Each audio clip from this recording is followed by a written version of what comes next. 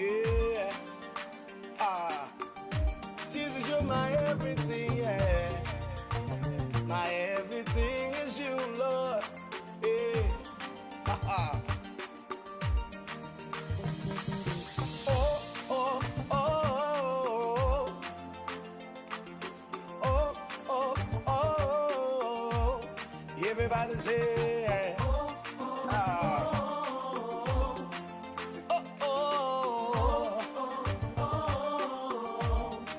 how can I express my gratitude for all the many things you've done for me? Words are not enough, enough to say thank you. So Lord, you are my everything. You're my everything. How can I express my gratitude? How can I express my gratitude for all the many things you've Father, you done for me, yeah. Words are not enough to say thank you. So Lord, you are, you're my everything. See, I call you Jireh. Lord, my provider. I call you Nisi. You are my battle. I call you Rapha. Hey. You are my healer. Say, Lord, you are.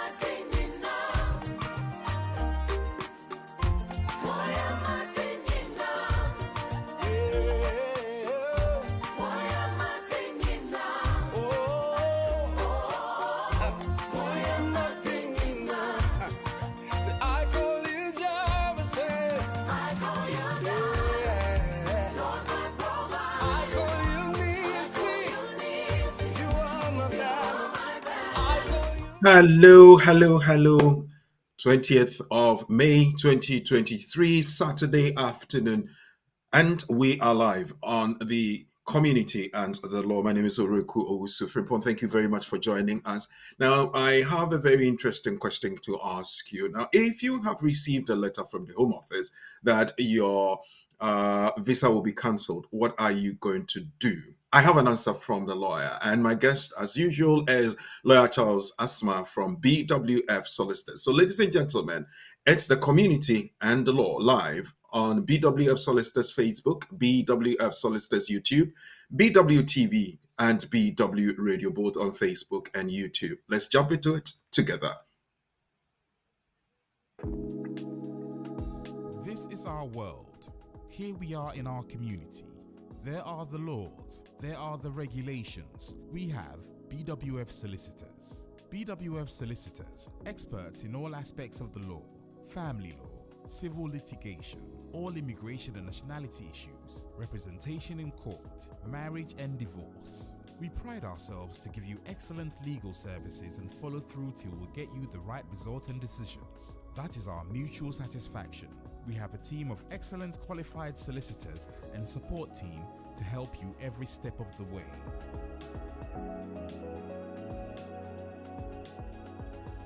Our senior partner, with over 30 years of unbroken service to the community, is a member of the Family Law Panel and has advised several lawyers and institutions in many legal matters.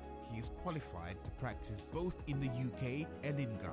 Come to us. Speak to us. Let us represent you. We are your trusted community partners when it comes to the law. Locate us on the 4th floor of the Anna House, 214-218 High Road at Seven Sisters in North London, N15 4NP. Nearest train station, Victoria Line to Seven Sisters Station, exit number 2. We are open for all consultations from Monday to Friday, 9:30 a.m. to 6 p.m. Weekends by appointment only. Call us now on 0208 493 7340 or 077 127 61884. BWF Solicitors, your trusted legal partner.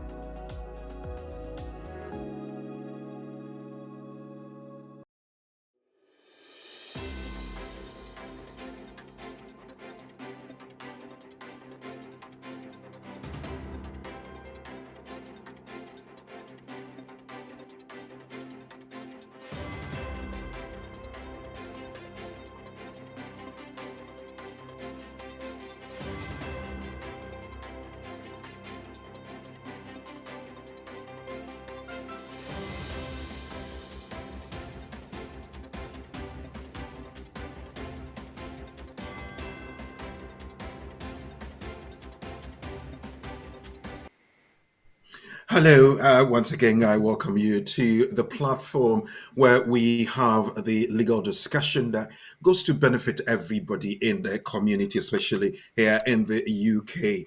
And I want to say that once you are on, please like the page and subscribe to the channel and share it in your platform and your network so that we can have a whole lot of people in the community benefiting from the wealth of knowledge that BWF Solicitors is going to give us. It's a community on the law, and we are live. Now, this afternoon, I'm asking the question, if it is that you receive a letter from the Home Office that says that your visa is going to be cancelled, what are you going to do? Now, listen, you don't have to panic. You don't have to think that it's the end of the world. There's something that you can do. Speak to the lawyers, and that is what we're going to do this afternoon. What are we going to do? We're going to speak to the lawyer and ask him what we need to do when we receive such a letter. And as I keep saying, and I want to repeat, BWF Solicitors are trusted legal partners when it comes to the law for your immigration matters, for representation in court, and all the other legal issues, family matters, marriage and divorce, and all the other issues. If you want to invest in properties in Ghana, speak to BWF Solicitors. They are at 214 to 218 on the Tottenham High Road, Seven Sisters, London N15 4NP. They work Monday to Fridays between 9:30 in the morning and 6 p.m. in the evening. You call them on this hotline 0208 493 7340 0208 493 7340 or the emergency line 077 127 61884 077 127 61884. BWF Solicitors are trusted legal partners. Another thing I need to get out of the way is I mentioned to you that if you want to invest in properties in Ghana, speak to BWF Solicitors. Now, they will come along with you and show you which ones will be the best to invest in. And one of such is Sawyer Nano and Sons Company Limited, real estate developers. They call their facility City of Favor. Community 25 extension of the Aflao Road, Tema. They have various housing types, so I am going to lead you into what features there are, internal and external security available in the estate. They have concrete road network. There is a gym facility, there's a pharmacy, there are shops, there's a general car park for everybody in there, there's an event center, there is a communal swimming pool. They have landscaped the place so very well. Electricity is constant. You have water and all the other beds. They have 2 bedrooms detached, as you see on your screen. Both bedrooms, I should say, are en suite. Paved parking space, plasterboard ceiling. They have a cylinder cage for your safety. Chandeliers to match every room. Solar power, ceiling fan, air conditioning, and the kitchen is also so cute. They also have the 3-bedroom economy detached house. 1 room is en suite and 2 other visiting rooms. AC point wiring, the kitchen store with shelves all well laid out. Metal external security door. Remember, solar powered. Air conditioning available. Stylish master bedroom ceiling with LED and spotlights. All these are so real good that you would want to have. That's the economy. The 3-bedroom detached house is also, as you see on your screen, has all the features I'm talking about. There is the 4-bedroom executive mansion that you would want to have. So remember, it's about Sawyer Nano and Sons that's providing all these. So how do you even buy from them, from the City of Favor? You browse the selection of building on their website, complete an application form. They will send you an offer letter. You receive that, then you make payment, and the property is allocated to you. What are their numbers? 00233 55 995 5642 or 00233 54 256 3250.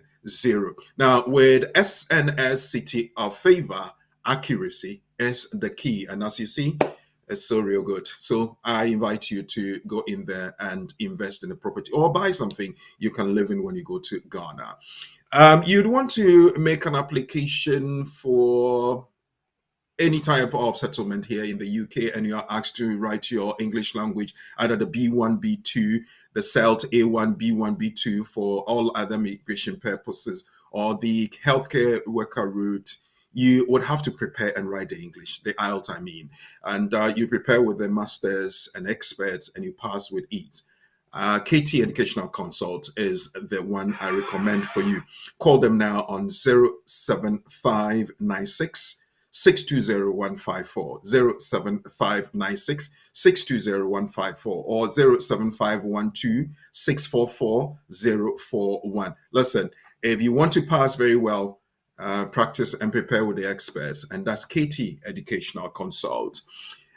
We have this charity event coming up that's going to buy incubators and other medical accessories for a hospital in Ghana. The Alexa Champon Ministry is putting this together, and it's coming off on the 28th of May 2023 in Reading. The venue is the Pavilion, 1432-145 Oxford Road, Reading, RG17UY.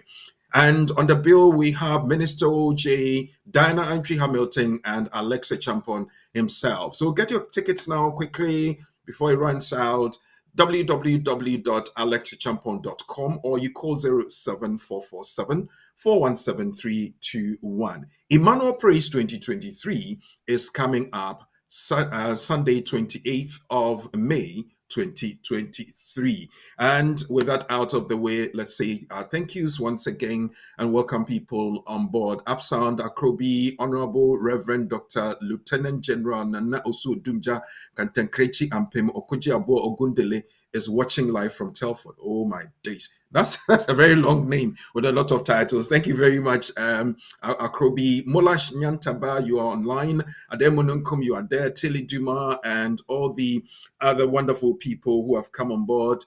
When you come on, pick up your phone, share the link, and let others also have the benefit of what we are all having. It's live on the program, The Community and the Law. Now, with that, let me introduce my guest before we go on to the nuggets and get into some legal discussions.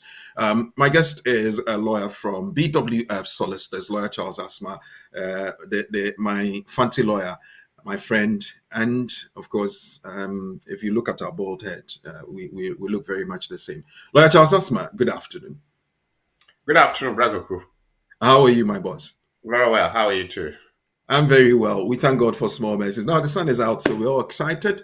And of course, on an afternoon like that, with people having some barbecues left and right, drinks on the side, football in the background, we are here to learn. And we're so grateful that you have decided to join us here to help us. So once you are here, maybe you say a word or two before I go into the nuggets, and we see what you have brought us, and you do some explanations for us. So, a very good afternoon to you, viewer and listener. Thank you so much for making time once again to be with us on this program. We are going to learn very important, so please do share with others, and you'll be a blessing to them. Let's all support the community, and through the benevolence of BWF Solicitors, we'll make everybody happier. Okay, right. Thank you very much. And so, we're going to have our discussion. So let's get into our nugget as quickly as possible. Um, the Innovator Founder Visa. What is that? According to the information we have, it was introduced by the UK government on the 13th of April 2023. This new route has replaced the Innovator Visa and is for people who want to set up their own innovative, viable, and scalable business in the UK. As part of qualifying as an innovator founder, you must be endorsed by an endorsement body. What is that? Lawyer will be taking us through that. The endorsement body will verify that the applicant has sufficient funds to set up the business and that the idea is unlike anything else on the market and has the potential to create jobs. In addition, you must meet the language and maintenance requirements. After 3 years on the visa, you can apply for indefinite leave to remain or settlement as long as you meet the eligibility criteria. After 3 years on this visa, you can apply for indefinite leave to remain or settlement as long as you meet the eligibility criteria. So the Innovator Founder Visa.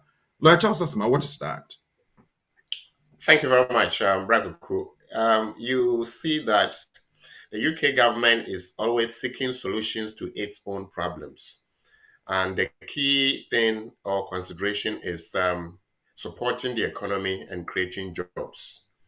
So there have been a lot of avenues that the government creates through its immigration programs. So there used to be highly skilled migrant program. We now have skilled worker program. We have a talented program and all many other programs. And today Right. we are talking about innovator founder. The key word is founder, an entrepreneur who dreams about idea and decides to implement the idea in the UK to help the UK economy. So how different is your idea from all the other ideas the government already is aware or people are already introducing? So yours Mhm. should be unique. What it means is that it has to be verified to see that it has the potential to help the government program in terms of job creation and advancement of growth and development of the economy. In Okay. this case, we are looking at anything but something that is special. So it's not just going to be anything at all that people are doing, but something that is um, so unique. Now, to be able to get it running, you should have the means in terms of the capital. You should be able to provide all the necessary documents and also have a plan to show that indeed that business is so viable as to create jobs and so unique as to be standing out from many other businesses in the UK. So to be able to say that you have met the criteria, you have to be verified, and the verification will come from Home Office's own endorsing body. Mhm. So there are endorsement bodies for different things, but with this one, the Home Office will have a body in place to verify such innovator founder programs or ideas. Right. So if it is not endorsed by the Home Office own endorsing body, then your idea cannot go through. So is it any endorsement body or any endorsing body at all? No, it has to be Home Office endorsing body. What are they seeking to do to check whether the business has the potential to create jobs? How many jobs? As many jobs as possible. And Mhm. because of that, they will give you opportunity to remain in the UK after 3 years. You have your indefinite leave to remain status or stay. Then more or less you settle so that you can continue to create jobs through your business.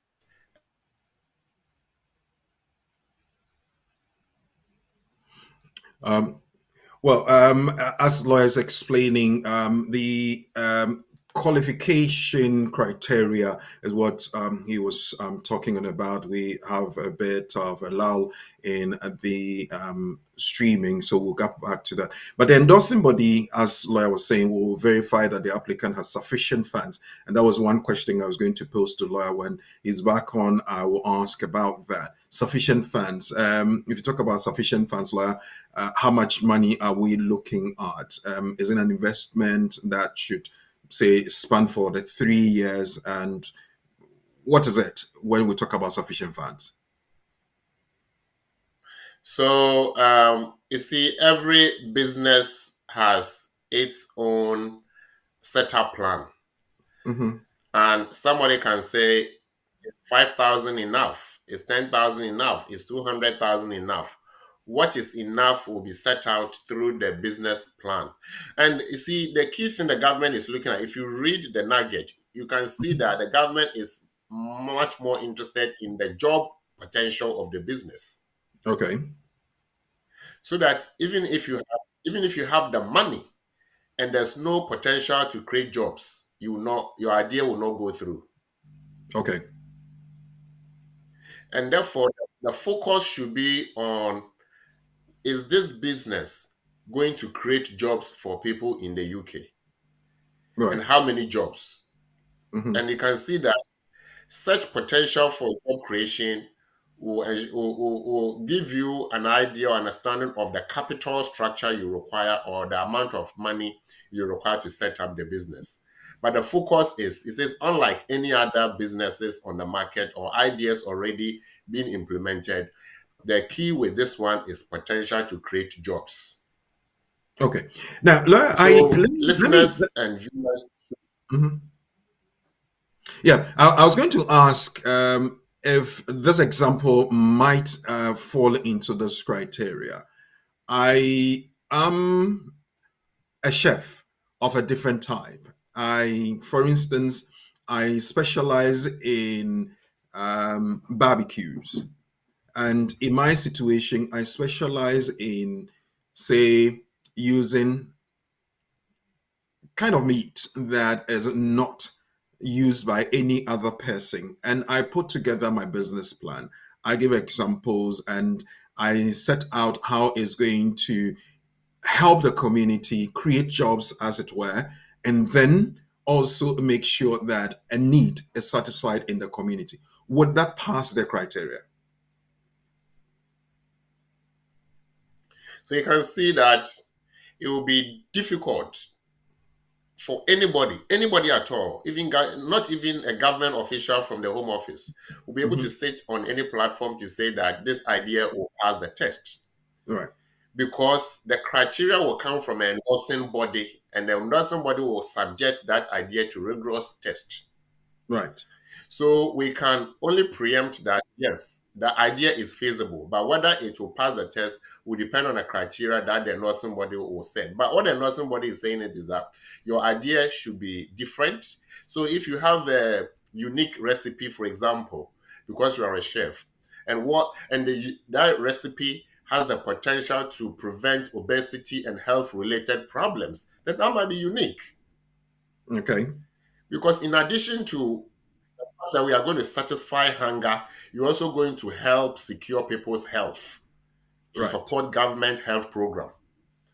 In addition, you are going to create jobs. Maybe through your recipe, you are going to have a lot of product on the market to create jobs. Right. Then that is something unique. Something that will enhance the value chain, really should be exciting to everyone. And also people's health. Yes. Oh. So I would say that whether you will pass the test or not depends on the endorsing body's own assessment. Okay. Okay. All right. So, folks, that's the new thing that has been introduced on the 13th of April, 2023. The Innovator Founder Visa was introduced by the UK government. And this is in itself replacing the Innovator Visa, and it's for people who want to set up their own innovative, viable, and scalable business in the UK. So at least it should be a new idea. It should be viable and sustainable.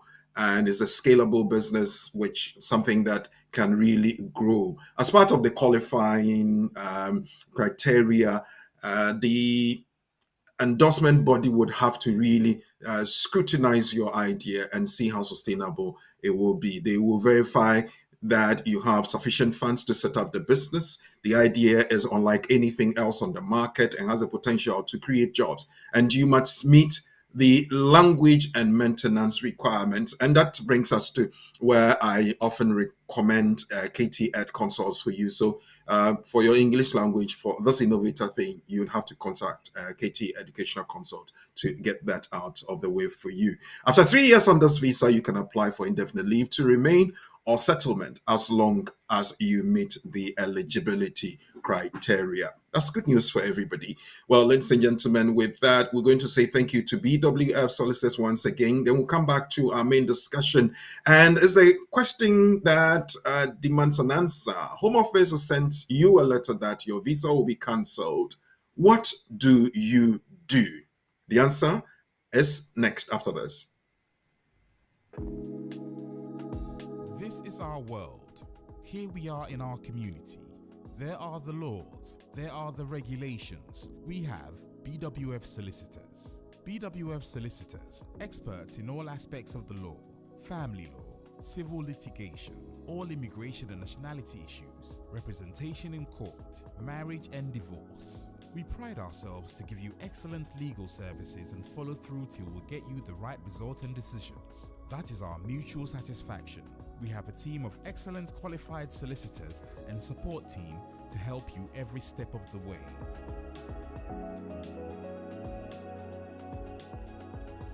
Our senior partner, with over 30 years of unbroken service to the community, is a member of the Family Law Panel and has advised several lawyers and institutions in many legal matters. He is qualified to practice both in the UK and in Ghana. Come to us. Speak to us. Let us represent you. We are your trusted community partners when it comes to the law. Locate us on the 4th floor of the Anna House, 214-218 High Road at Seven Sisters in North London, N15 4NP. Nearest train station, Victoria Line to Seven Sisters Station, exit number 2.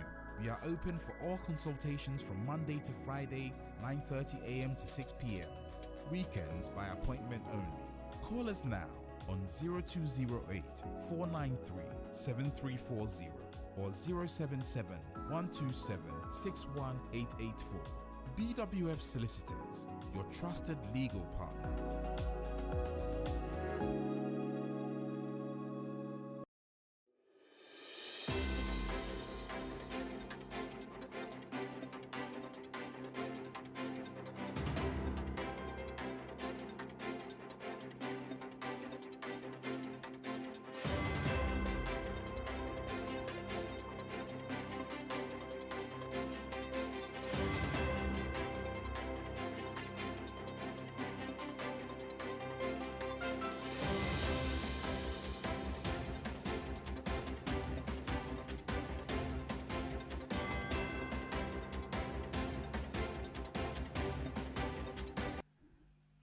The community and the law is live on BWtv, BW Radio, BWF Solicitors on Facebook, BW Solicitors on YouTube, and all these social media platforms. Margaret Adumensa, thank you very much. Sandra Fraser, thanks for your usual support and providing information.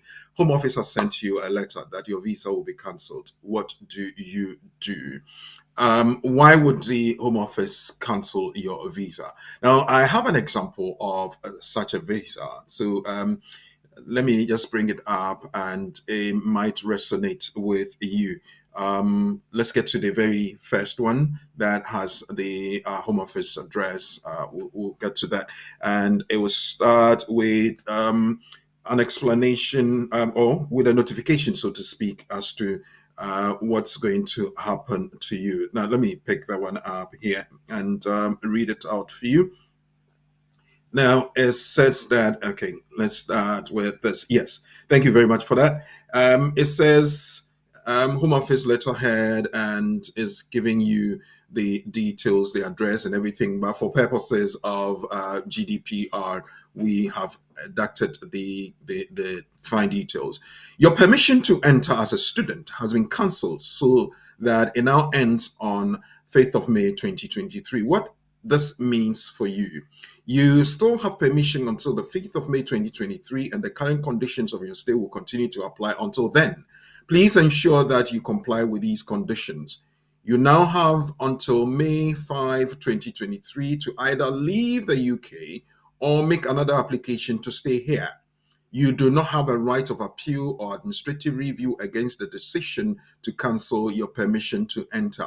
If you have or already or are already outside the common travel areas, let me read it this way. If you have or are already outside the common travel area, that is the UK, the Channel Islands, the Isle of Man, and the Republic of Ireland, before May 5, 2023, your permission will end immediately, and you will have to make a new application to re-enter the UK.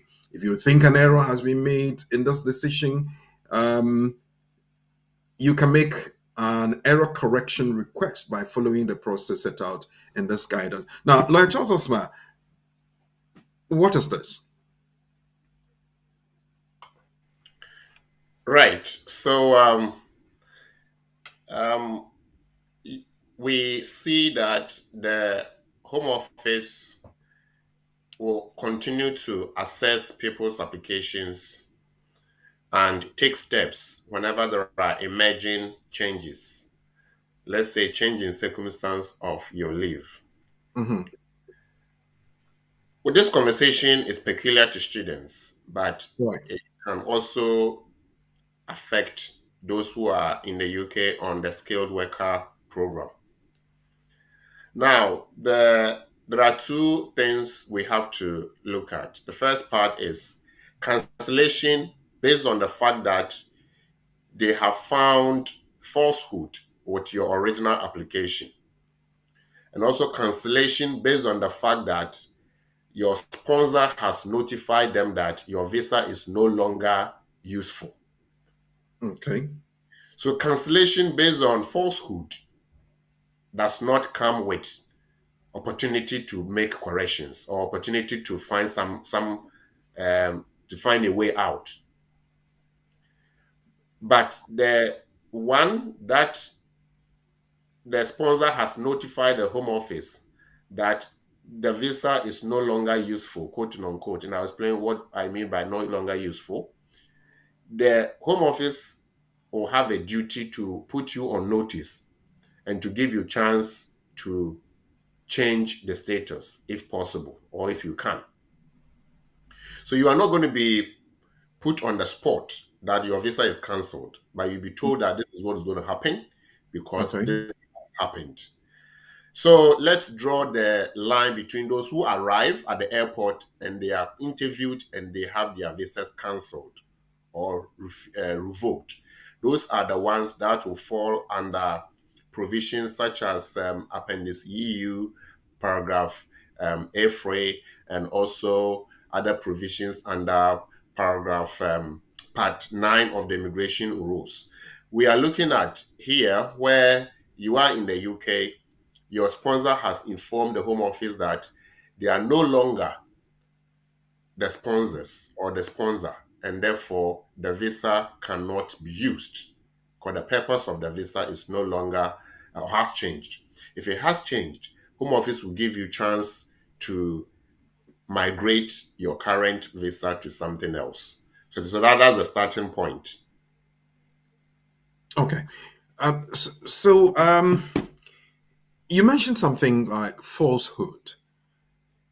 What will constitute falsehood? That you are not a student, that you're not enrolled in a particular institution. What will constitute the falsehood? So what I said was that there are two aspects of cancellations or reasons for cancellation of the leave. Right. One, you have arrived at the airport or you have even entered and they have later realized that the visa was issued wrongly because the information you presented, if they had taken care, if they've been careful, or they've taken care to assess that, they would not have issued the visa to you. It could be that the information you provided were not valid, could be any reason. But the law allows for cancellation of leave if it is found out that the original information provided were wrong. That one, you will not be given opportunity to switch or to apply for a new visa. We are looking at where you have entered and your sponsor is saying they cannot be the sponsor anymore, or the sponsor is saying that the purpose for which you've entered, you are not living up to that. Okay. And the sponsor has informed the issuing authority of the visa, i.e., the Home Office, that they are no longer the sponsors, or you are not living up to the purpose of your visa. Home Office will inform you that that is the message they have received from your sponsors. And Okay. so it is not for you to explain yourself. It is for you to be aware. And if you can switch, you switch because they are going to terminate it. So they'll give you time to prepare yourself. And you can see that the exemplar we have, you shared with us, you can see that the person was given about 3 months, March, April, May. So about 3 months to prepare to change it. And if by 3 months you haven't, then it would have been cancelled.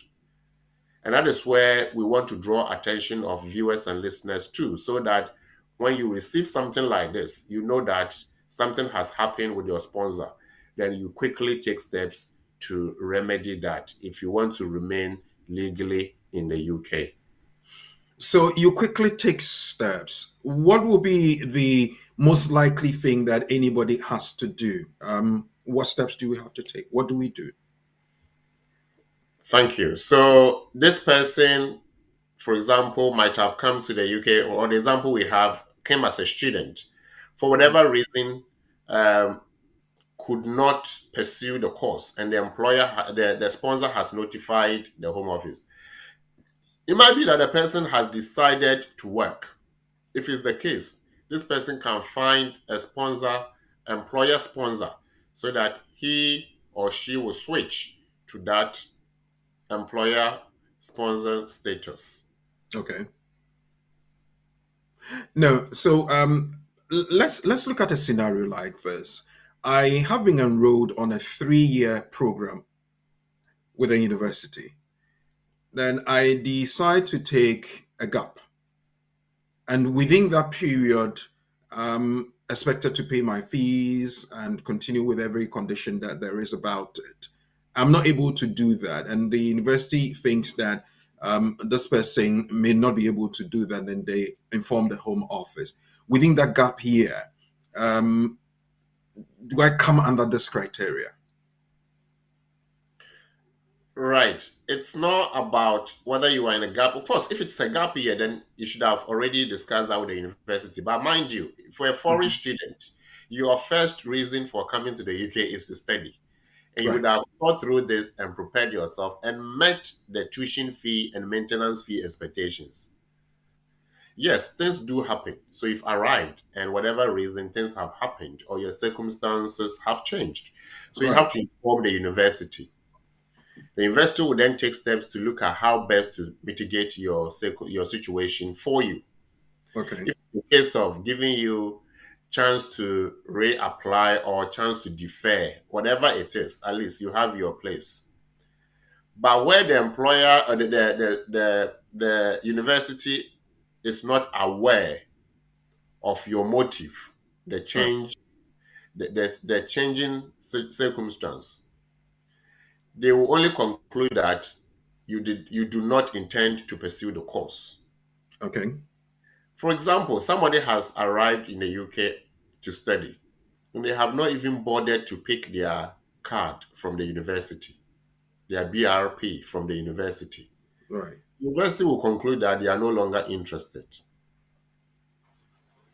So those are the They would notify the Home Office for the necessary steps to be taken, isn't it? taking. So imagine your card has been with them for 6 months and they know that you should have arrived at this time and they haven't heard from you. They can only conclude that you didn't arrive. Okay.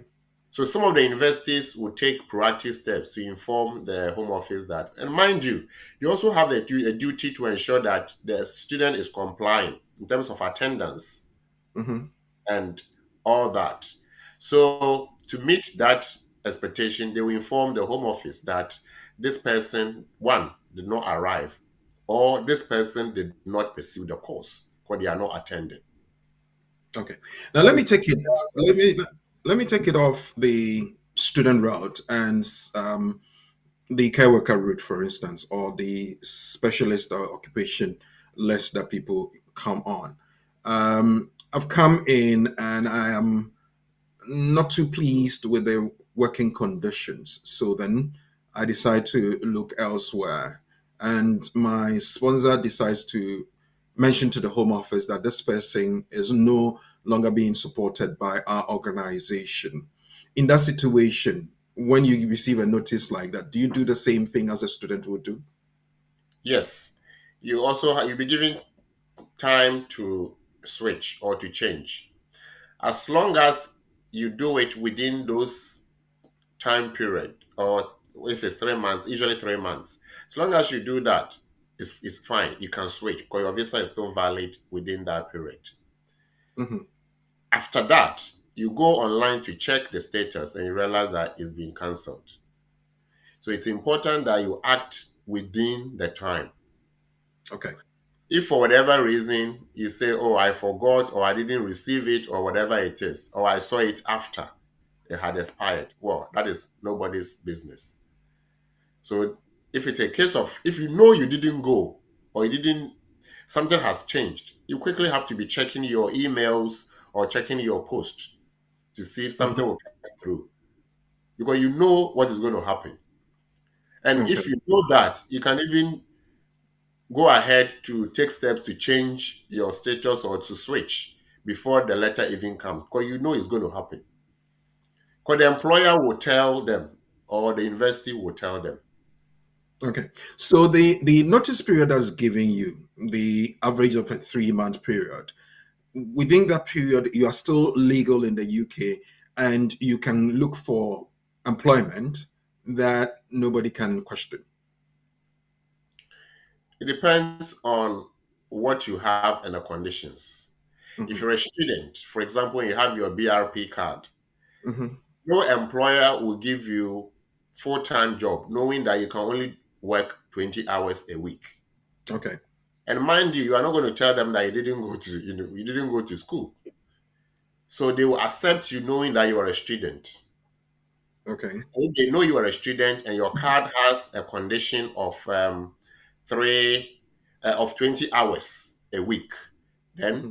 they know You that you can have. give The me a job on that. question is, are you on holiday? Has to work more than 20 hours, or your time is in session. If you are in session or term time, then they know you can only work 20 hours. So you won't get full time. Of course, you get a contract. So they can hire you, but how many hours you can do is subject to your condition of leave. Now, if you are already a sponsored worker, let's say skilled worker or what have you, and Yeah. for whatever reason your employer has informed the Home Office and the Home Office has notified you that there has been a change and they Hmm. want you to take steps. Within that time, you go to look for work. Remember, if you are sponsored, no employer will take the responsibility to employ you. They can only offer you a job, of course. They will offer you a job, a top-up hours. Okay. You are already sponsored, so they cannot take over from you, from that employer. No, But now let's look at this scenario with the skilled worker route. I have the sponsor go to the Home Office to say that we no longer support this person, and they write to give you notice that you have 3 months to remedy your situation. In that time, can I look for somebody with a sponsorship license to cover me? Is it allowed? That is allowed. Exactly that. That's what the Home Office is asking you to do. That find another employer. Okay. So once the employer sees that you are switching, of course they will ask you questions, but you just have to be upfront with them and let them know that for whatever reason, the employment cannot continue, and you have the right to switch. This is your Home Office letter requiring you to switch. And if they are willing to employ you, they will offer you the sponsorship certificate so that you switch from the old employer to the new employer. Okay. Now, as a student, am I allowed to switch from one school or university, so to speak, to another within my visa period? So student bits are a little different because you then need certificate of admission to study, which is equivalent of COS. You have to then make student visa application. That is where the catch is. Mhm. Student visa application, depending on the circumstance, you have to go to your home country to apply from there. And you can see that this will be similar to the one you came with, where you were given the admission and you applied for the visa to enter. So if you are going to get another admission, then you have to apply for another visa to enter to study with that new university. It means you have to go to your home country and apply from there. That's the standard position. Okay. So I think last week, those of you who would remember, lawyer mentioned that there is the possibility to have a 2-year extension to your visa when you have completed your education. Now, when I have finished my education, I'm doing my research work, my field work, and I have gone through the 3-month extension or whatever extra that's giving me, and I have not applied for the 2-year extension. Would they ask me to go home? So we have to remember that the 2-year post-study program or the graduate route program is different from finishing your course and you doing your final dissertation or research work to finish your course completely. So you've done the academic work, you are finishing the project work. Finishing the project work, let's assume that it has prolonged. You were expected to finish within maybe 3 months. It's taking more than that for whatever reason. In this case, you need an extension. So the university can help you to get the extension to be able to complete the course without having to travel to your country, get a visa, and to come back. Those are the exceptions. Okay. So, folks, if you just joined us, we're having a discussion and we are looking at the question, what do I do if the Home Office sends you a letter to say that your stay has been cancelled, and lawyers are telling us what to do. We have an example where one person has been giving a 3-month notice to rectify their situation and also to make sure that things are working well for him so that his stay is not curtailed. And lawyer is telling us and giving us what to do and the rest of it. Is this application, lawyer, is it a straightforward thing, or finding something to do? Is it a straightforward thing? Is there a specific application you would have to put in? Right. No, I'm asking. I know you're laughing. I'm asking you because somebody will sit somewhere and say, "Okay, well, Home Office says I should find something to do. Do I just get up and go and do anything at all, or is a specialist area that you would need a specialist kind of support?" Obviously, when it comes to anything to do with leave applications, it's special area because you have to look at the law in that particular application area to apply. Mhm. That's why people are trained to do that. However, people are also empowered to do that. Because the essence of this platform is to empower people. Right. And therefore, if people have been diligent enough to empower themselves through this medium, then they can use that empowerment to advance their individual cause. Mm. The point is this: they will tell you you have to find a way or take steps to regularize your stay if you want to continue. However, the original route is gone. You cannot continue with that. After 3 months, you cannot use what you were given. Mm-hmm. So somebody might switch to another employer. Somebody might get in another university, go back to their country and apply again to come in. Somebody, if they have been longer enough and during that period they have a child, they can also apply so now they can migrate from where they were to Appendix FM, parent, or even partner provision. So those are individual cases. What you have to do depends on what is available to you. If Mm-hmm. job is available to you and you can or you have found employer, then so be it. The new employer becomes your new sponsor. If you have found another university cheaper than the one you were on, which you couldn't afford to pay, for which you couldn't continue the education, then the only thing is that the new university will not have the power to help you to apply for your visa in country, because that is student visa. So you can see that if you are switching, you switch from one visa area to another visa area. You cannot switch from the same visa area or within the same visa area. But what we are saying is that in terms of if you are with a skilled worker, because the government is aware that people are needed to be able to support the program. If you are in country and you have opportunity to work for another employer, you can easily switch. That opportunity is not available to students. There are instances where, depending on the university and whether the progression route allows for that, you may be able to do that.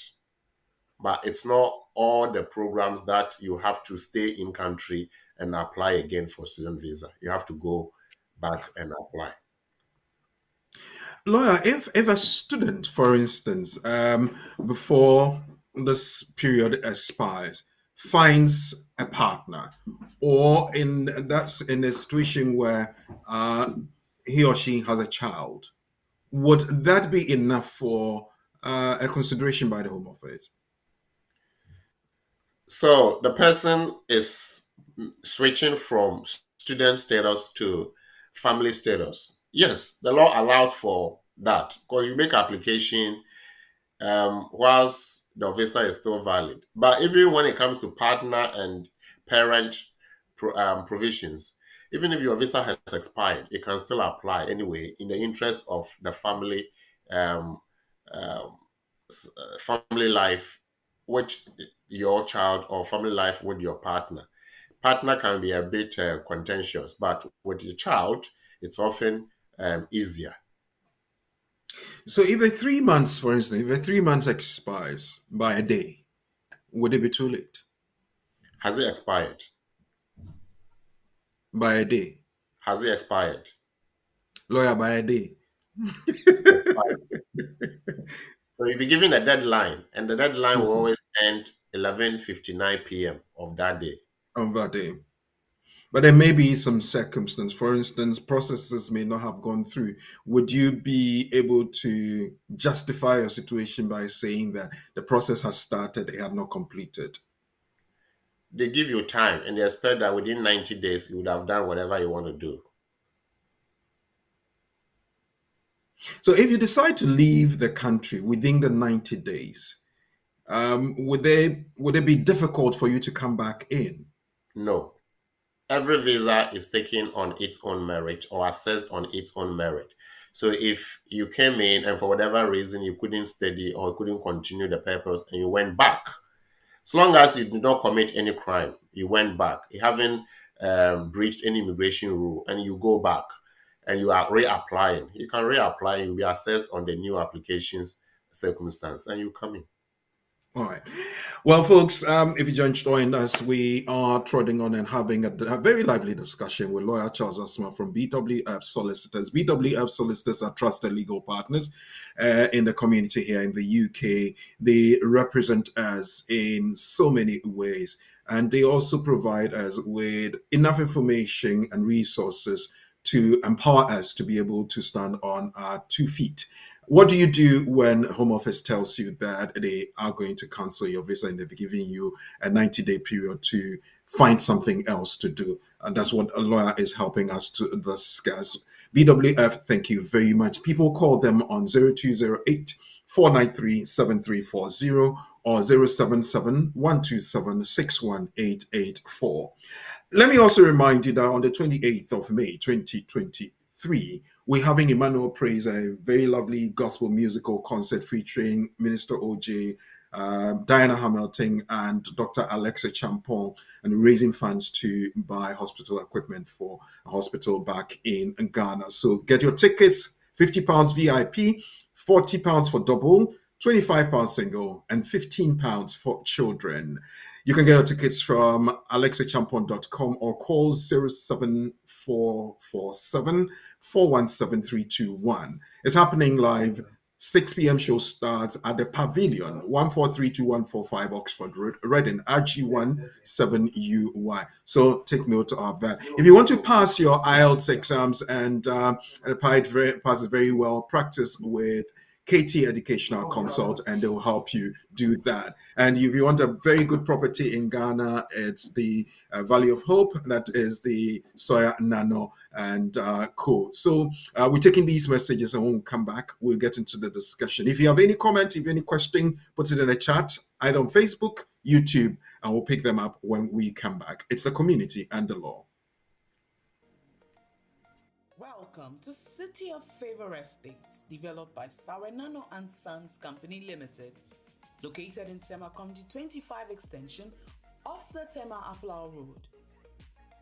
City of Favor Estate offers 2, 3, and 4 ensuite bedrooms on 118, 138, and 178 to 190 square meter lands, respectively, to give you the needed space. Our gated estate homes are designed with you in mind and have all the necessary amenities located in a serene environment with security. You too can be a homeowner at a price that suits your budget with flexible payment terms. Choose City of Favor Estate for peace, comfort, and safety. Reach us on 0542 563 250 or 0243 235 518.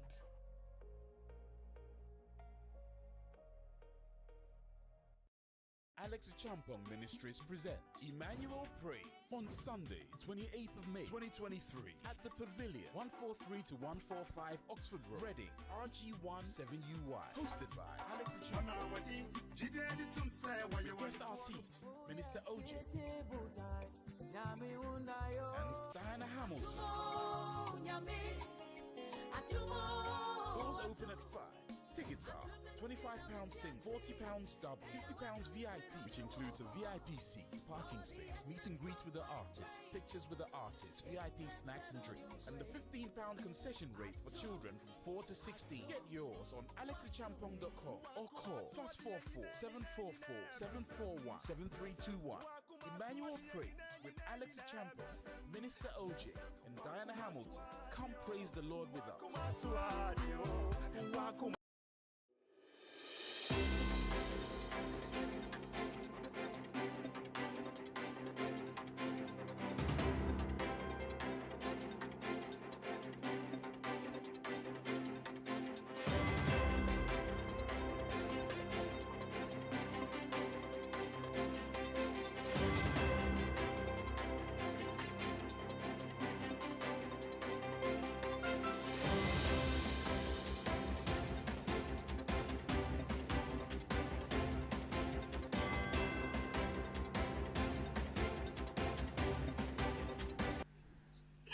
Okay, welcome back. Thank you very much for having patience with us. We just spent an hour with you, and we have another hour to go, and I'm happy that you are here.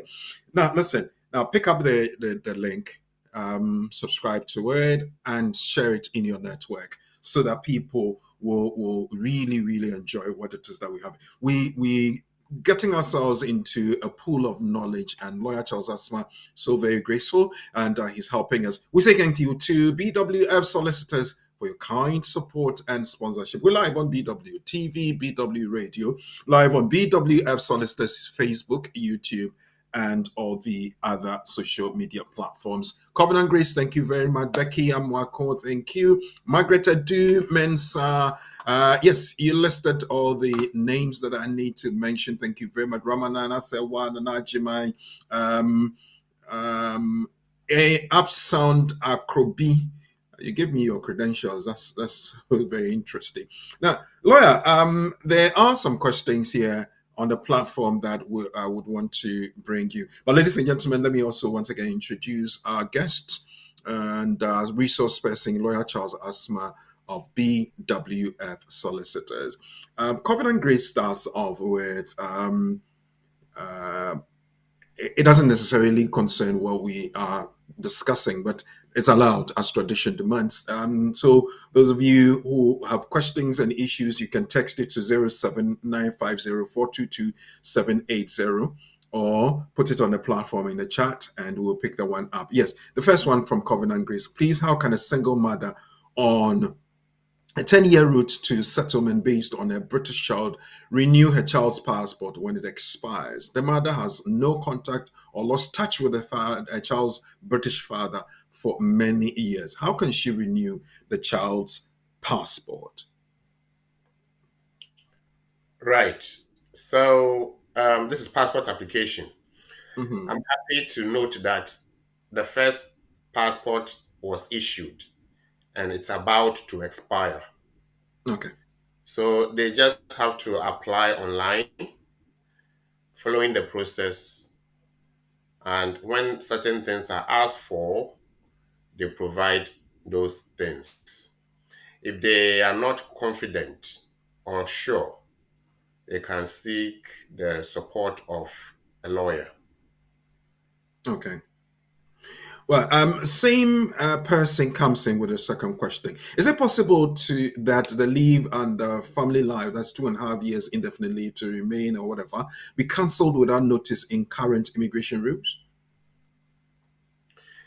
If you have been granted leave to remain, remember we've said time and time and again that once you are granted leave, if it turns out later on that it was obtained by falsehood, the Mm-hmm. law allows for it to be cancelled. Mm-hmm. However, if the person has been granted 2.5 and all indications are that it was applied and everything ticked off, suitability wasn't an issue and decision was made, then I don't think they will. Even if they feel that something is untoward, they will come back to ask for clarification. So what we are discussing will not apply to somebody who came into the UK with 2.5, who is in the UK and has applied as a parent or partner and has been granted 2.5, either under the long route, the 10-year route or the 5-year route. It doesn't really matter. So those people should not worry. Okay. Now, lawyer, in the exhibit, you're a lawyer, so let me use that technical term. In the exhibit we use that sample of letter from the Home Office. Now, the paragraph number 1, 2, 3, 4, 5 says, if you think an error has been made in this decision, you can make an error correction request by following the process set out in this guidance. Error correction request, what is that? How do we go about it? Right. You see, Brother Kwe, that tells you that every human being is able to make an error. It doesn't matter. Yeah. Those working at the Home Office, Even the Home Office, they can also make mistakes. So they will tell you that in case they have made a mistake or in right. case this is a mistake, please let us know by following the instruction. How can a mistake arise in this instance? Right. This is somebody who has been written to, and the advice to him or her is that your university has told us that you are no longer attending. Is it possible that there could be mistaken identity? Yes, it's possible. Mm-hmm. So if it's a mistaken identity, then this person has been picked up has been picked up on wrongly. In this case, the person will write to say that, well, I don't think you are dealing with the right person. I'm still a student. As a matter of fact, I even attended last week, and everything shows that I'm still attending. So I think this Hmm. is wrong person. So you can do that. You follow the link and explain to them by doing it online. But Okay. if you know there's no mistake, there's no way you go back to them to say that there has been error. So they are Okay. very, So very then, generous in that situation, then you have to find something to do to remedy it, isn't it? to remedy it. Another example, let's Hmm. assume, so that has not applied to someone who came as a student has been notified that leave is to be cancelled. Now let's take it that somebody applied for 2.5 year leave to remain under 5-year route, and the person was granted under the 10-year route. That's a mistake. Hmm. In this case, the person will have to notify the Home Office that there is a mistake because it should have been this and not that. Okay. So that's what we mean by error in this. Right. Okay. So, folks, if you would want to send in a question, you can put that in the chat or send a text to 07950422 Unfortunately, our phone lines are not active on this occasion as well. 07399208 or send a WhatsApp to 07950422 It will come on the same platform and you will pick that one up. Upsound Akrobi says, please, as on skilled worker visa, one has the right to study as well. Therefore, would I be paying fees as international or home student? So, question is, can I study if I'm in the UK as a skilled worker migrant? Hmm. You are here to work, first off. So you have to check whether your working commitment will allow you to study as well, because you cannot choose studies over your core reason of being in the UK. That's the first point to note. Hmm. Some people are in the UK and working and they can do extra hours, 20 hours. The number is there. So if instead of your extra time working, you can choose to go to school or study. That should not conflict with your contractual time with the sponsoring employer. Right. However, you are not here to study. And even if you were here to study, you'll be a foreign student. Okay. If you decide to do any course as part during your free time, you should be able to pay for it. You don't qualify for student loan or anything of that matter or sort. Okay. 07950422 or text or 07399208468 your text as well. Lawyer, I got to the airport and they said to me that my visa is not valid. Would it have been a tip by my employer or potential employer that has stopped me, or something else would have happened at the airport? Right. So what is this, that whatever happens or whatever information you provide at the embassy Hmm. is available everywhere within the immigration system of the country you are visiting. Okay. So if it is UK and you give the information at the embassy in Accra or wherever country, once you get to the airport, Heathrow, Gatwick, or wherever, the system will be available to the immigration officer that will attend to you because it's available online. The form you submitted, they can see. The information you provided, they can see. If you were interviewed, the interview answers will be available. Then they will test that information by questioning you. So the officer may ask you, right, you are here to see as a partner. They can ask you Mm-hmm. information about the partner you are visiting or you are Okay. joining. Mm-hmm. Because you have already provided the information, if what you are telling them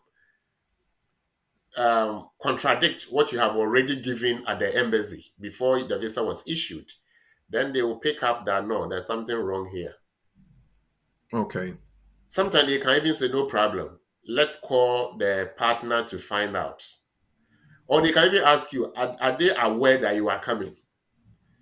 If you say Mm-hmm. yes, they may ask you, are they picking you up at the airport, meeting you at the airport? If you say yes, they may say, okay, let's call them to find out whether they are here already. If you say no, they may ask, but where would they be? Maybe at work. Let's call to find out if they are at work. So Okay. once they call, the person has no idea of who this person is. Then, of course, that will trigger contradiction on the application form. Okay. Or whatever you said that you are coming to do. If it's you say you are coming to study with Mm-hmm. University A, you Yeah. go to the airport, they check with the university, and the university says that, right, yes, you are meant to be coming, or you don't know you, or for whatever reason. So depending on the visa you applied and the information you provided and the answers you provide at the airport, if there's contradiction, they will pick up on that.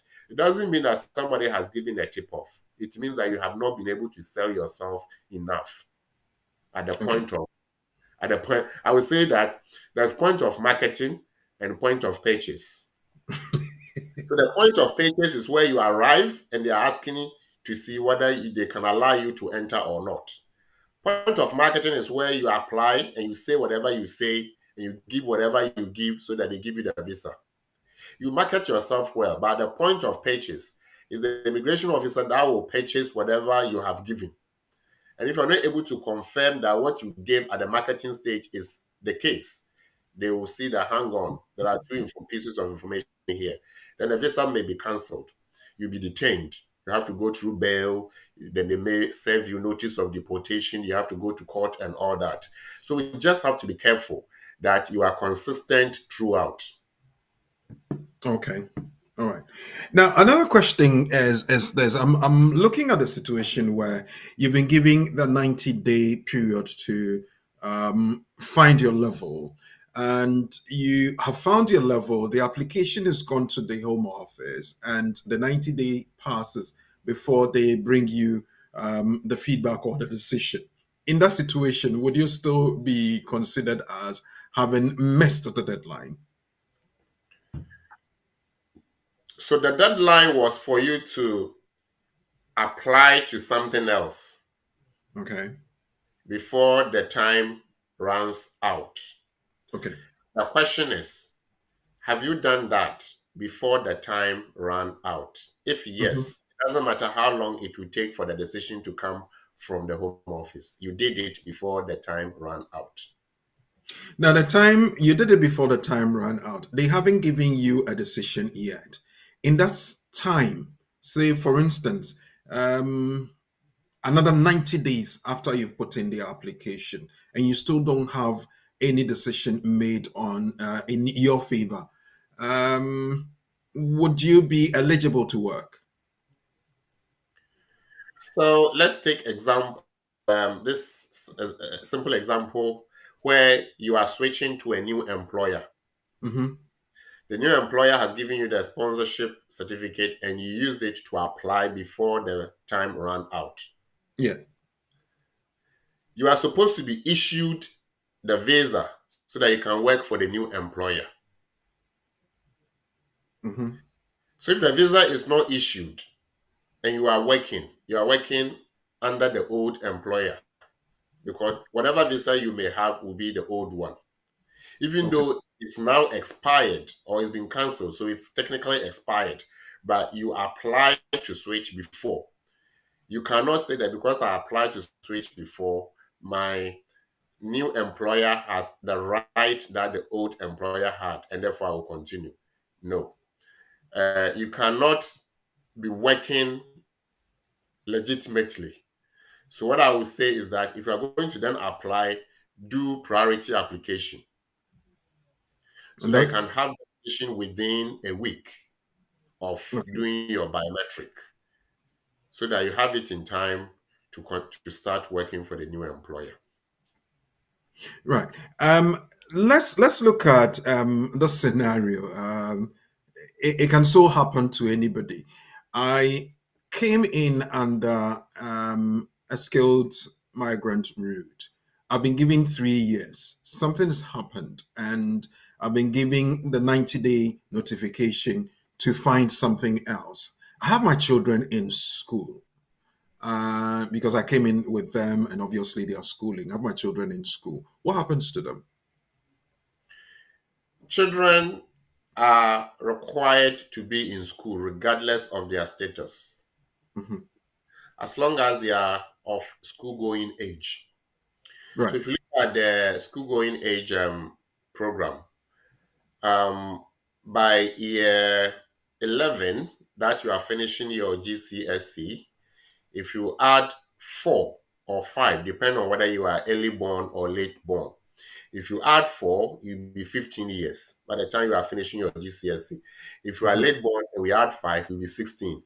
So by 16, latest 17, the person should have completed school. So if the child is of a school going age, they have to continue.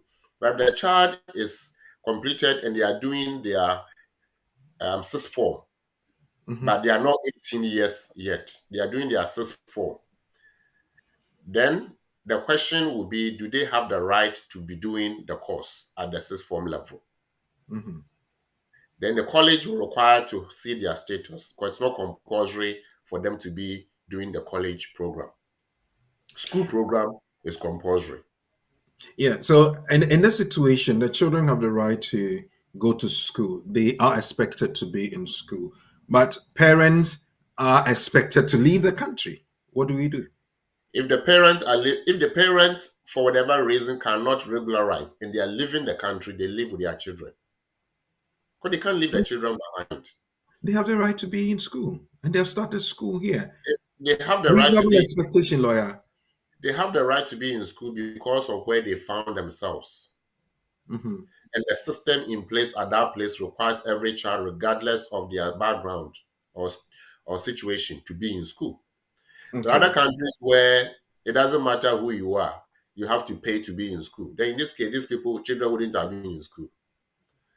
So what they are saying is the same argument where the parent will say that you can't force me to go because my child is British or settled or even has 2.5.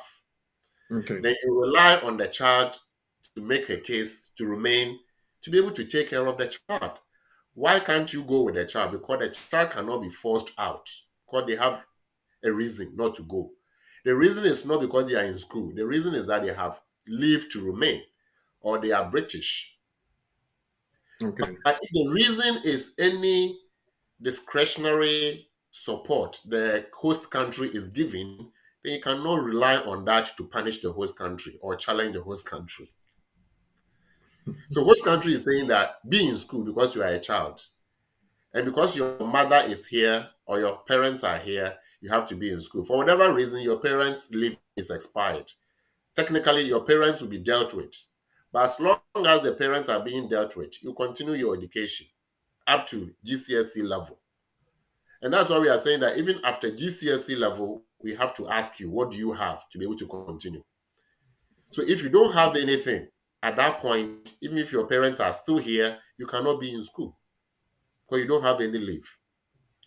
But if your parents decide for whatever reason, and the reason could be they are being forced out or they have voluntarily opted, if for whatever reason they are moving out, they are going back to their country, then they go with their children because they cannot leave their children behind. Yeah. Okay. 0739920848. Send your text. WhatsApp 07950422-780. Home Office has sent you a letter that your visa will be cancelled. What do you do? That's what lawyer Charles Asmah, resource person, and from our sponsor BWF Solicitors is helping us to unravel. Your questions, your concerns are welcome now. We moving on with what we have. My question is, my girlfriend already in the UK with a student's visa for a year, which will expire next year, March. Can I make her my dependent on my 2-year student visa, which starts in September? So, girlfriend in the UK with a student visa. Mm-hmm. This will expire next year. Can I March. make my dependent? Yeah, my dependent on my 2-year 2 years student's visa. visa. So, So what is this person? Is this person in the UK or outside? no, I think they are both in the UK. He has a student visa which is starting in September this year. The girlfriend has one that will end in March. So he's asking that the one that ends in March, can it go under the one that starts in September? He wants to switch to be a partner of a student. Yes. Where will he apply from? Well, I don't know, but I'm assuming that he's applied from outside, he's been granted the visa, and he will be starting in September. He was granted a visa as a student. Yes. And the Now he girlfriend is decides a student here whose visa will expire March. to So six understand. months or so after he has started, the girlfriend's will expire. He wants So to can switch. the girlfriend come under him as a dependent of a student? So okay, so the girlfriend rather coming under him. It doesn't really matter. Either way, student dependent. Mm-hmm. Student dependent, the question is, where do you apply to join your partner from? Okay. Starting point.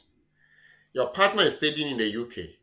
Can I apply in the UK as a dependent of a student in the UK? Or I Mm-hmm. have to go to my country and apply to join my student dependent? Okay. That is the point I was trying to put across. So we have to draw the line between those who can and those who cannot. Those who cannot. If this person is switching from student to something else, then Mm-hmm. because their student visa has not expired, they can switch around.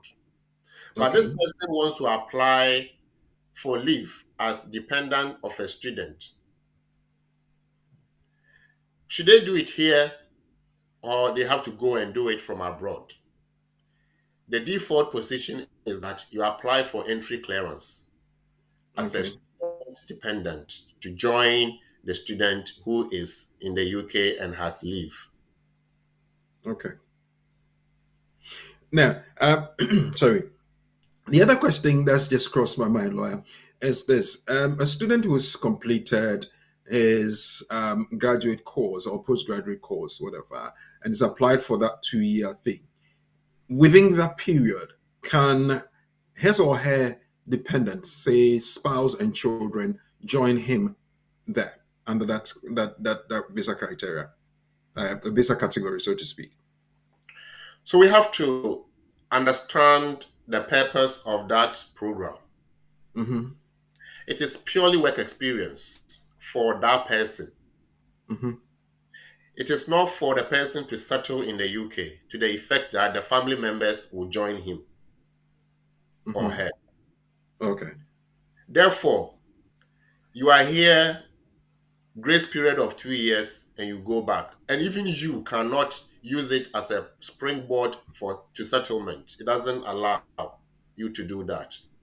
So Okay. if you have no reason to even use it for your own self, how much more your dependent? So your dependent cannot come in as dependent of somebody on the graduate route or route. Mm-hmm. Right.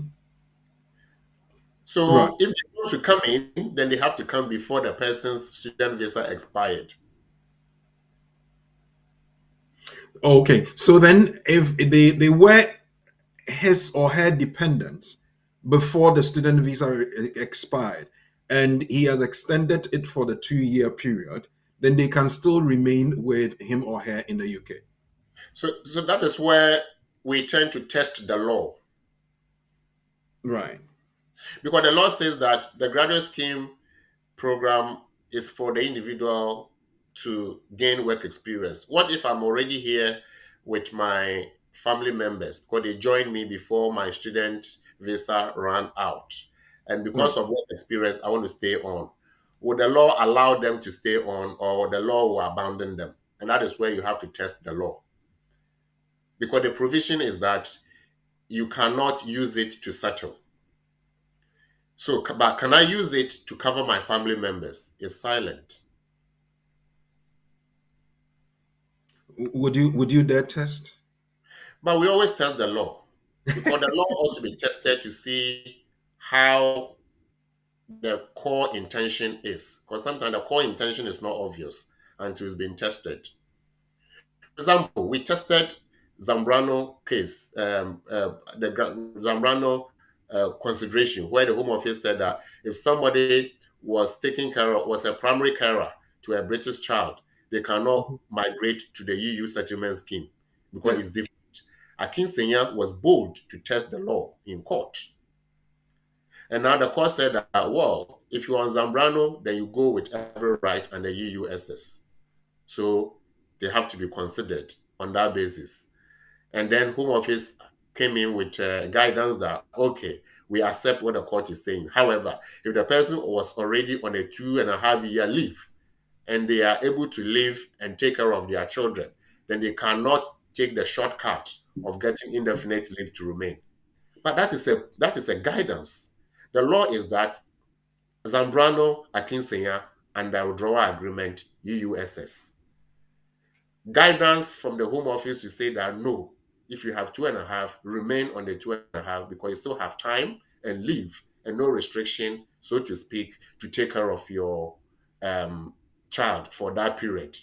So why do you want to take a shortcut to your benefit? That is Mhm. what they are saying. But the law is this. The court says Akinsenya is a valid law. So these are instances where we test the law to see, okay, what do I do? They are saying this, the law is saying this. Let me push and see what the law is actually going to conclude on. Okay.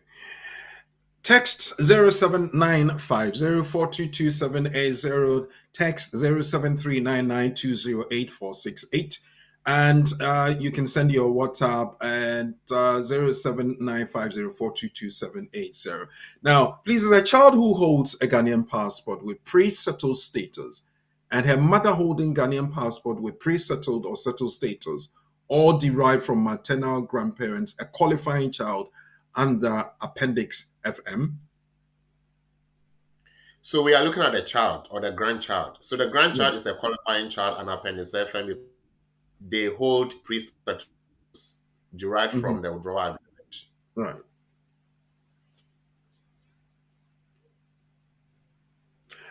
Um, Sorry. We have had that technical bit again. Hopefully, yeah. Lois back on. I think we lost the answer. So if you could take it again for us, please.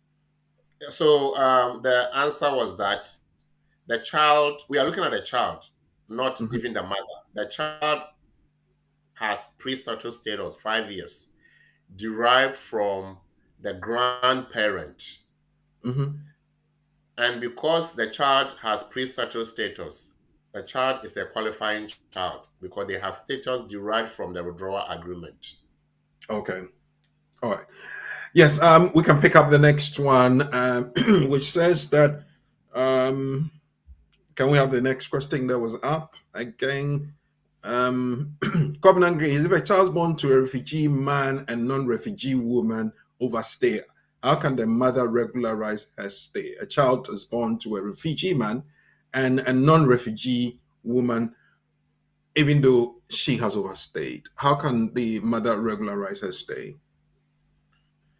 So we have to look at the status of the child. A refugee man might have been given refugee concession Mm-hmm. and therefore may have leave to remain. Whether the person has gone through the process to become settled or is in the process of becoming settled. Either way, Mm-hmm.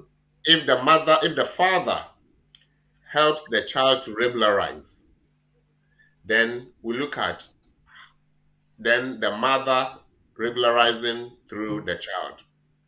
Whether the child will be having indefinite leave to remain, or will have 2.5, or will have whatever. We just want to see the status of the child.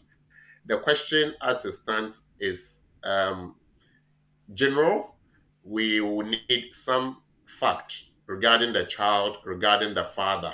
Then we can conclude where the mother will stand to regularize. Okay. Uh, we have a few more minutes to go. Let me quickly take this one from Ben. Ben says, "Can I make an application to bring my partner with pre-settlement status under 2 years?" So application to bring my partner. All With right. So pre-settlement status under 2 years. okay, okay. So let's look at, is it Ben? Ben, we have to know what Ben has. Because Ben wants to bring a partner. Is that the case? Hmm.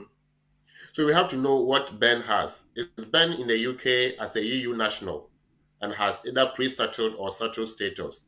Then Ben becomes a relevant person under the withdrawal agreement. Okay. If Ben is a relevant person, Ben can apply to bring the partner to the UK to join them, or children to join them in the UK, or parents to join them in the UK. But if Ben is in the UK, not as a EU national, but a foreign national, but has settled status of a sort, then Ben will apply for the partner to join him in the UK under Appendix FM, not Appendix UU. Okay.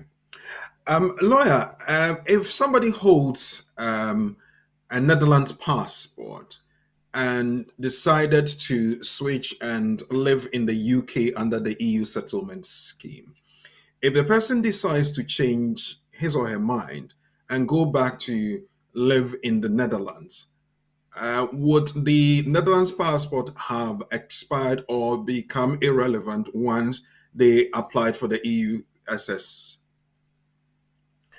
So the UUSS is it's a right to remain in the UK post Brexit. Hmm. It doesn't change your nationality, does it? But you are not changing your nationality. You are changing your right to live in the UK. Actually, you are regularizing your right to live in the UK. Okay. So if you're already living in the UK before Brexit, you regularize. If in the course of Brexit discussions you come in, then you have decided to join those who are already living in Mhm. before the gate is shut. This person is living in the UK, has decided to continue to live in the UK, but they are not British nationals. The person is a Dutch national. Okay, so whether you exercise the EU treaty right or not, and after Brexit, it doesn't change your nationality. So the Brexit arrangement is for EU nationals and their family members. Okay. So that is why they are given letter of status, either pre-settled or settled status without a card, because they are not given cards. Okay. They don't get BRC.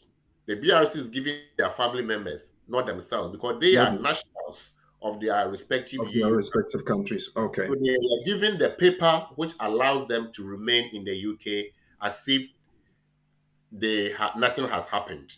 And that is either pre-settled or settled. All settled. Okay. All right. We will be going to our quiz segment. So Raphael, at this point, when yes. you speak, let me add this.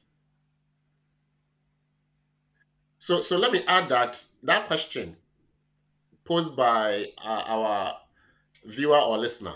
Let's stretch it a little bit Hmm. and ask, what if I am in the UK as a Dutch national and I have become British? Hmm. Does that change my Dutch nationality? Yeah. It depends on the arrangement between Netherlands and Britain. If the arrangement allows for dual nationality, then you keep both. If Okay. it doesn't allow for dual nationality, then you've got to give up one, and it's a matter of choice for that individual. Okay. So in that situation, let's say we use the Dutch example, but we could use another country, say a German national who, let's say a Ghanaian who has acquired a British, a German passport. So the person is a German national. Okay. Under the withdrawal arrangement, the person decided to regularize the stay in the UK. Okay. But has not denounced the nationality in Germany. What will happen to such a person? Can the person maintain the German nationality even though resident in the UK? So there are two things here. Mhm. Residence is different from nationality. Right, A lot of people are resident in the UK, but they are not UK nationals. right. And a lot of people have become UK nationals and continue to be resident in the UK. Okay, We have to draw the line. right. Let's at our scenario person or subject is a German national. Forget about being originally from Ghana. The person is a German national. The person, let's say, is also a Ghanaian national because they have not, they still hold Denounce their that. Ghanaian nationality. Then the person has acquired British citizenship by naturalization and they have become British nationals. We want to understand. I know that there is agreement between Ghana and Britain where Ghanaians can hold dual Dual nationality, nationality. even Mhm. triple nationality, because the Ghanaian constitution allows for that. But we want to know what the German constitution also says about nationals of Germany. I haven't studied the German constitution, so I'm not going to comment on that. But I want to believe that if it allows for that, the person can maintain their nationalities from other countries or in other countries.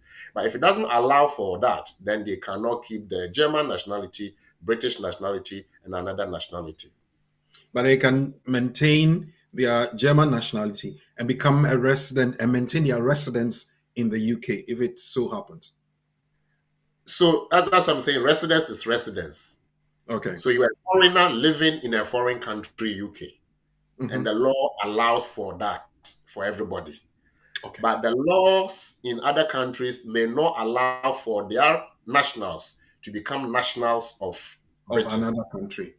And therefore, Understand. it's a matter of nationality. If you want to change your nationality, ask yourself, does my original country allow me to have another one plus the one I have? If it doesn't allow me, which one do I want to keep? Okay, all right. Yes, as I said, we'll be going to our quiz segment in just a few minutes, and I want to reiterate our nugget, and it's about one of the worker routes into the UK. Now, what does it say? It says the Innovator Founder Visa, which was introduced by the UK government on the 13th of April 2023, is a route that has replaced the Innovator Visa and is for people who want to set up their own innovative, viable, and scalable business in the UK. Now, as part of qualifying as an innovator founder, you must be endorsed by an endorsement body. In the explanation, lawyer Charles Asmah made it clear that the Home Office has its own endorsement body that would have to assess your application and also make a decision that is viable and you could be given the visa. The endorsing body, as I was explaining earlier on, will verify that the applicant has sufficient funds to set up the business and that the idea is unlike anything else on the market and also has the potential to create jobs. In addition to both situations, the innovator must meet the language and maintenance requirement. Lawyer, maybe I'll pose a question here.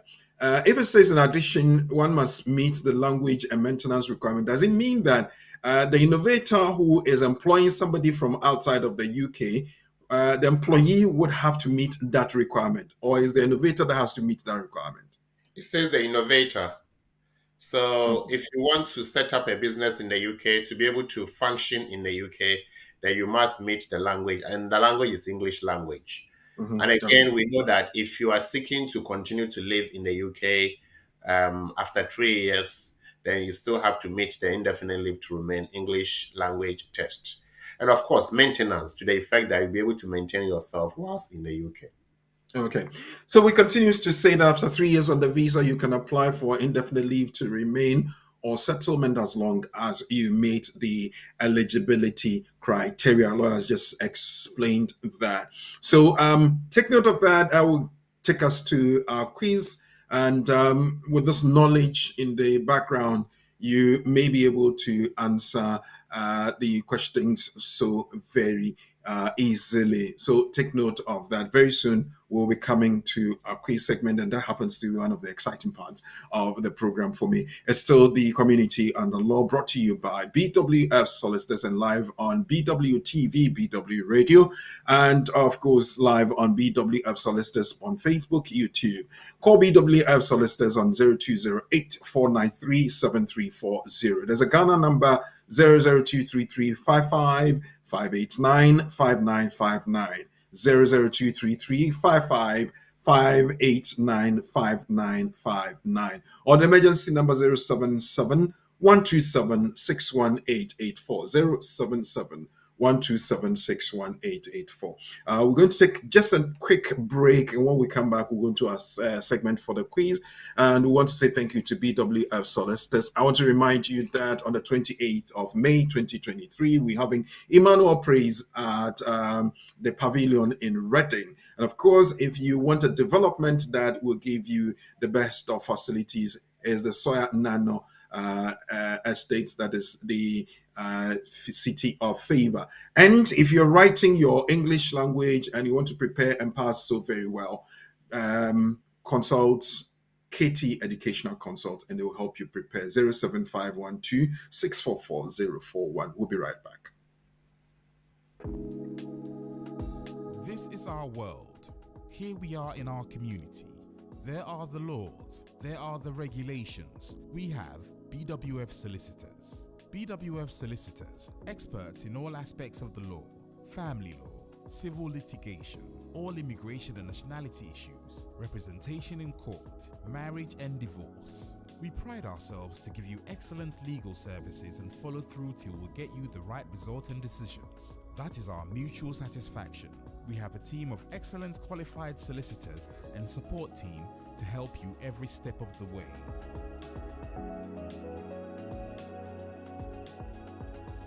Our senior partner, with over 30 years of unbroken service to the community, is a member of the Family Law Panel and has advised several lawyers and institutions in many legal matters. He is qualified to practice both in the UK and in Ghana. Come to us. Speak to us. Let us represent you. We are your trusted community partners when it comes to the law. Locate us on the 4th floor of the Anna House, 214 to 218 High Road at Seven Sisters in North London, N15 4NP. Nearest train station, Victoria Line to Seven Sisters Station, exit number 2. We are open for all consultations from Monday to Friday, 9:30 a.m. to 6 p.m. Weekends by appointment only. Call us now on 0208 493 7340 or 077 127 61884. BWF Solicitors, your trusted legal partner.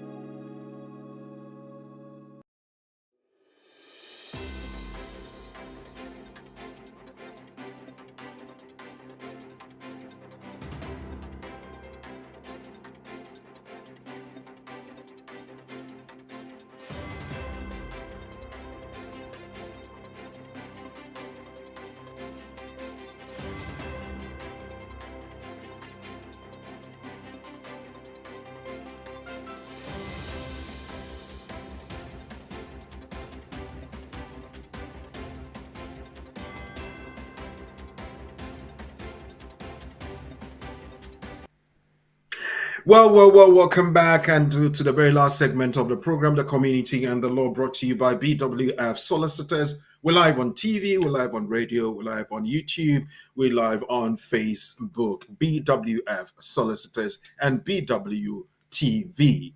And just before I went, I gave you the background to the question I'm going to pose. And the Innovator Founder Visa, which was introduced by the UK government on April 13, 2023, is the one I talked about. As part of qualifying as an Innovator Founder, you must be endorsed by an endorsement body from the Home Office. The body will verify that the applicant has sufficient funds to set up the business and that the idea is unlike anything else on the market and also has the potential to create jobs. In addition, the person who is applying for the Innovator Founder Visa must meet the language maintenance requirements, so to speak. After 3 years on the visa, you can apply for indefinite leave to remain or settlement as long as you meet the eligibility criteria. So if you have any innovative idea that can create a job that is scalable, and of course, that is not like anything on the market, come on, hurry up.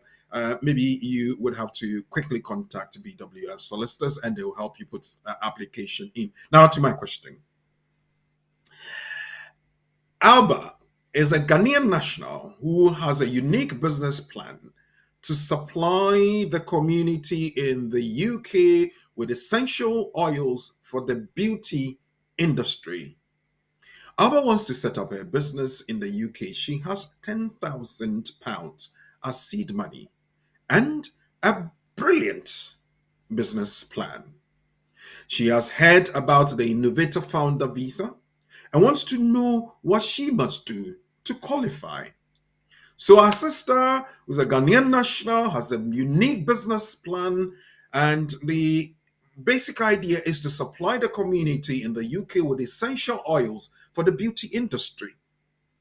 She has £10,000 and a business plan. Which of the following, watch it closely, which of the following is not an eligibility requirement she would have to meet? Which of the following is not an eligibility requirement she would have to meet? 1, her business idea has to be endorsed by the Home Office. 2, her business has to be endorsed by an endorsing body. And 3, she must have a viable business plan. Now remember, Alba has a business plan. She's got the money. What does she do? And we're asking, is it 1, we're looking at what is not an eligibility requirement. Watch it. The key word here is not. Okay. Her business idea has to be endorsed by the Home Office. Is it an eligibility requirement or not? 2, her business has to be endorsed by an endorsing body. Is it an eligibility requirement? 3, she must have a viable business plan. Okay, roll it now. Let's go. Your answers. You can text them to 0739920848 or send a WhatsApp message to 0795042270 or put that in the chat and let's pick that one up. Let's see how many will get the answers correct or the answer correct, so to speak.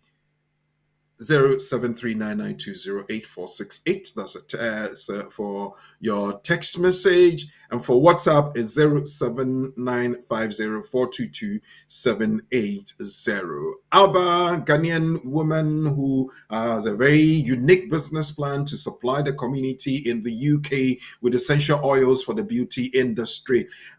She wants to set up a business. She has £10,000 as seed money. Very brilliant business plan. But I'm asking these 3 answers that are provided, which one is not? Bill Yankee says it's number 1, her business idea has to be endorsed by the Home Office. Is that an eligibility requirement?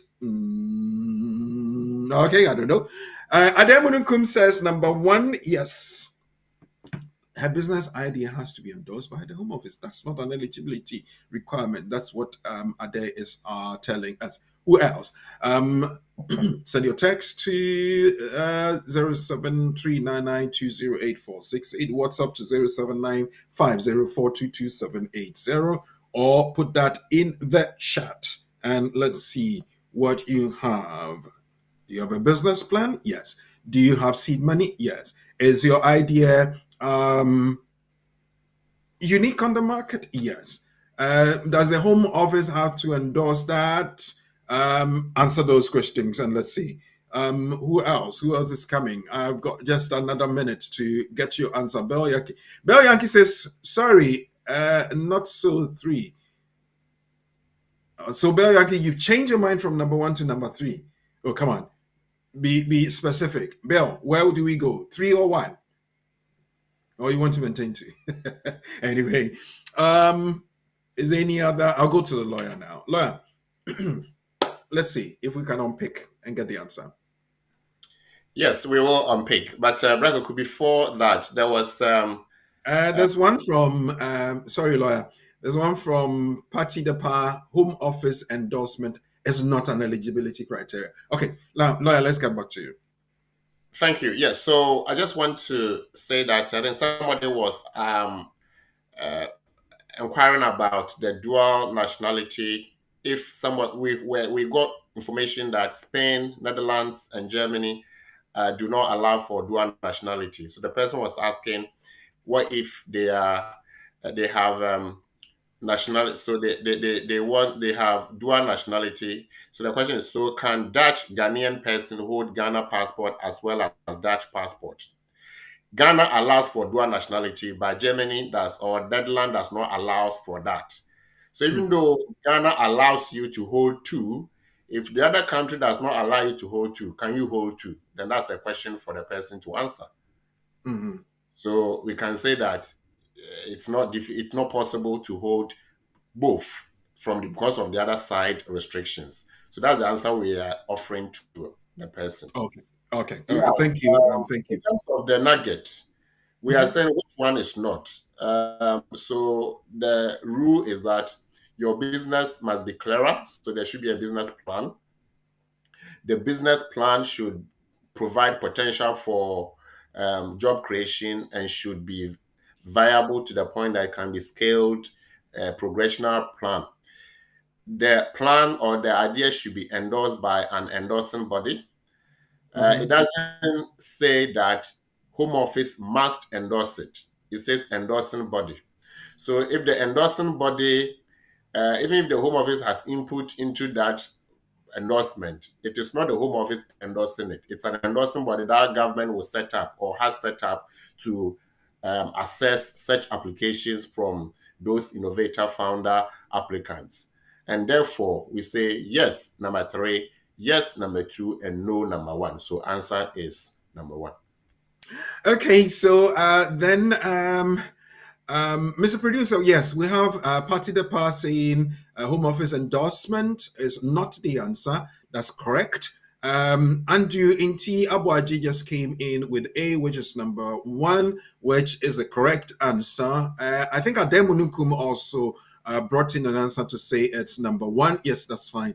There's somebody who changed their mind. Bell Yankee, you said number 1, but you changed your mind. The answer. So you got it wrong. Eventually, you got it wrong. The answer is number 1. In order for your new business proposal to be endorsed by a Home Office approved endorsing body and an innovator founder endorsement letter issued, the endorsing body will need to be satisfied that you meet various requirements. So it is not the Home Office that endorses it. It's an endorsing body. So number 1 is not a requirement for that. Okay, so then with that, we will come back to a lawyer to do is a bit of summary and a quick one so we can draw the curtains down on today's very interesting discussion. Home Office sent you a letter that your visa will be cancelled. What did you have to do? We have had answers. A summary of this, lawyer. Thank you very much, viewers and listeners. Today, we've had the conversation. You have received a letter. If you have received a letter, Home Office will tell you what you have to do.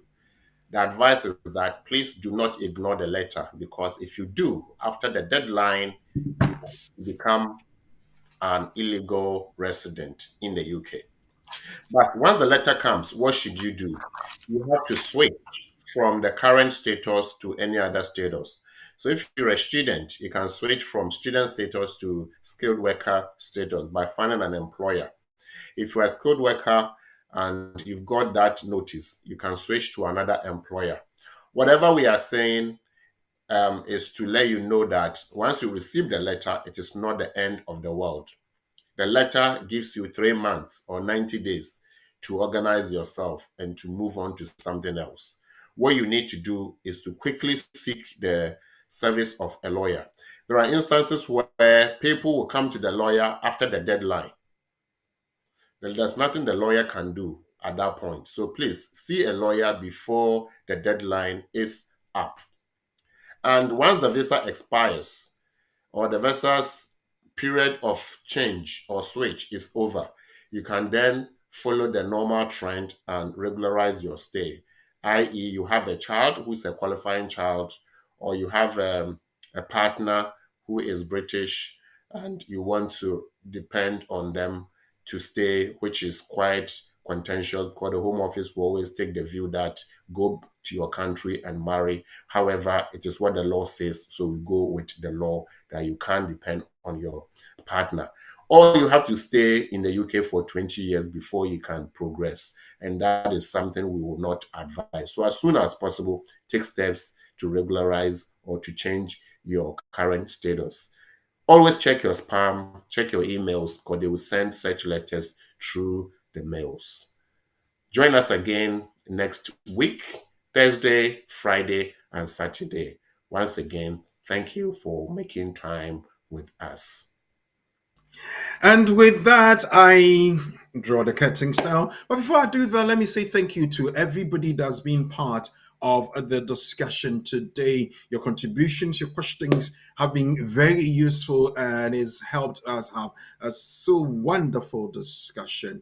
BWF Solicitors, we throw you salute. We say thank you and continue to do what you do for us all the time. And I know that same time next week, we'll have the opportunity of coming your way again with the support of BWF Solicitors live on BWtv and BW Radio. Then again, to my resource person, Lawyer Charles Asmah, thank you so very much for your time. It's a lovely Saturday afternoon, and I know the family would be drawing you left and right, but you have had the grace to sit with us for 2 hours on this program. Thank you very much. God bless you and all your efforts. And to my viewers and listeners, thank you for your time. It's been worth it. If you have not been at the other end, I wouldn't have had a very successful program, or probably I'll be talking into thin air. So thank you very much. And to my admin and of course my aesthetic developers, Padma Dodu, Sheila Ankra, thank you so very much. To every member of staff of BWF Solicitors, the lawyers, and the support staff, we say thank you both in Ghana and here in the UK. We say thank you so very much. And to my producer, Professor Ade, for your diligent work, thank you so very much. My name is Kwaku Owusu Frimpong. Have the very best of the rest of the evening. Of course, have a good week, and I'll be with you again same time next week. Be good.